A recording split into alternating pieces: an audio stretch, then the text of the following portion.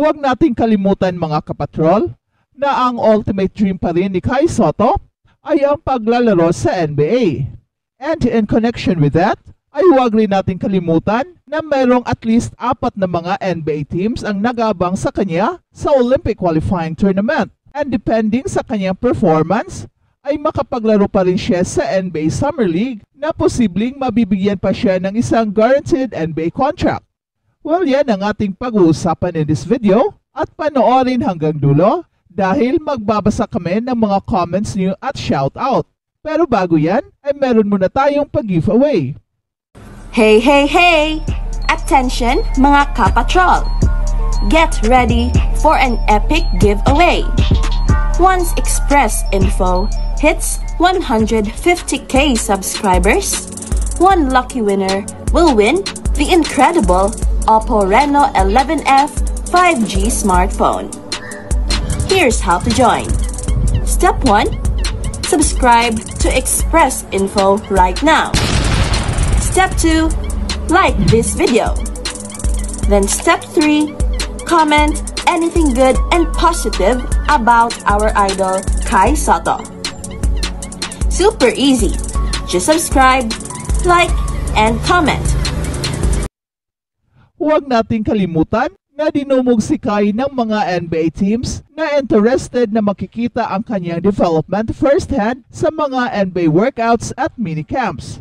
Pero dahil mahirapan na si Kai sa kanyang schedule, ay hindi malayong nagkaroon ng kasunduan sa isa o sa ilang mga NBA teams na titingnan na lang nila ang performance ni Kai sa Olympic qualifying tournament at ito ang magbibigay daan sa paglalaro niya sa NBA Summer League and eventually sa NBA regular season na mismo. Mas may kabuluhan kasi ang paglalaro ni Kai sa gilas against tough teams ng Latvia, Georgia at kung papalarin against Brazil, Montenegro at Cameroon. Napakalakas ng mga teams at mas magandang gauge para kay Kai kung kakayanin na ba niya ang mga powerhouse teams ng Amerika, Africa at Europe na kung saan merong mga NBA players na maglalaro. In fact, with the presence of Kai, ay kinatatakutan na ang Gilas Pilipinas sa Olympic qualifying tournament dahil alam nila na nanalo ang Pilipinas sa Asian Games playing without its top players. Kaya ngayong maglalaro na si Kai ay isang mas malakas at mas malaking lineup na ang kanilang makakatapat. Alam rin nila na ang Kai Sotto na naglaro sa FIBA World Cup sa Pilipinas ay isang injured na Kai. At ang maglalaro ngayon sa Olympic qualifying tournament ay isang fully healed at preparadong player pa. Plus the fact na galing si Kai sa isang napaka-impressive na season sa Japan B-League ay nakakatakot talagang isipin na merong isang legend 7-3 player ang Gilas na napaka-skilled pa. At eto na ang hinihintay niyong shoutout mga kapatrol. Shoutout at Carlito Carpio. Malaki ang tiwala ko sa coaching ability ni Coach Tim Cone na may kakayahan at gustong manalo. Shoutout at RBR Tang. This is it, the start of the games wherein Kai should show his new strength and physical conditioning, something we are all looking forward to. Shoutout at Eduardo Yabes. Kayang-kaya yan ng Gilas.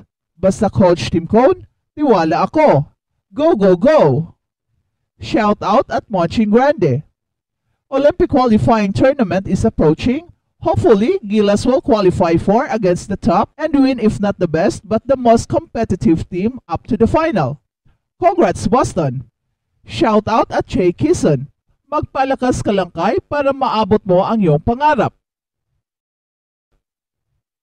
At balitang NBA naman. Lucky 18. Boston Celtics inangkin ang NBA record title matapos ang matinding postseason run at nakaraang heartbreak.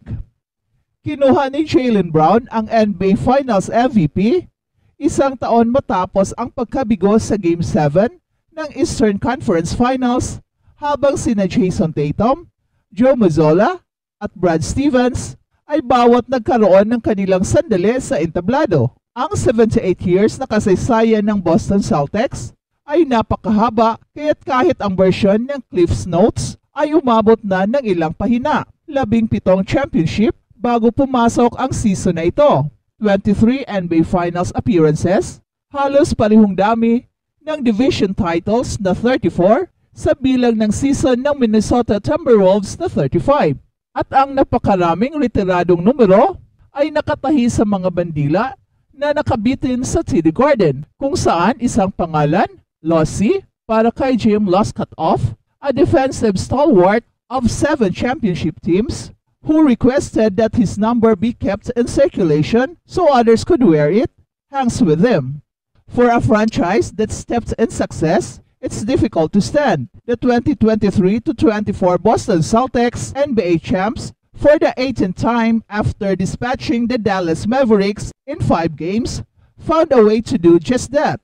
By the numbers, it was brilliant. Isang regular season na may 64 na panalo at isang 16-3 run sa playoffs kasama ang 8-1 na paglaban sa huling 2 rounds. Ang combined record na 80-21 ay nagresulta sa pangalawang pinakamataas na percentage ng panalo sa kasaysayan ng kupunan at ang pinakamahusay na marka sa postseason sa anumang Boston Celtics championship team. Hindi lamang nilampason ng Boston Celtics ang mga kupunan ngayong season, talagang binugbog nila ang mga ito na may ika-4 na pinakamataas na point differential sa kasaysayan ng NBA. You can have a philosophy or a way of playing if you don't have a group of guys that are willing to buy into it and be disciplined. Yan ang sabi ng Boston Celtics coach na si Joe Mazzolla. Well, lahat ng mga kampyonato ay pantay at ang paraan ng kanilang pagkamit nito ay maaring nag-iiba. Ang bandila noong 2007 to 2008 ay itinaas ilang buwan matapos kunin ng Boston Celtics si Kevin Garnett at si Ray Allen na pinagsama sila kasama ang isang nasa kanyang prime na si Paul Pierce.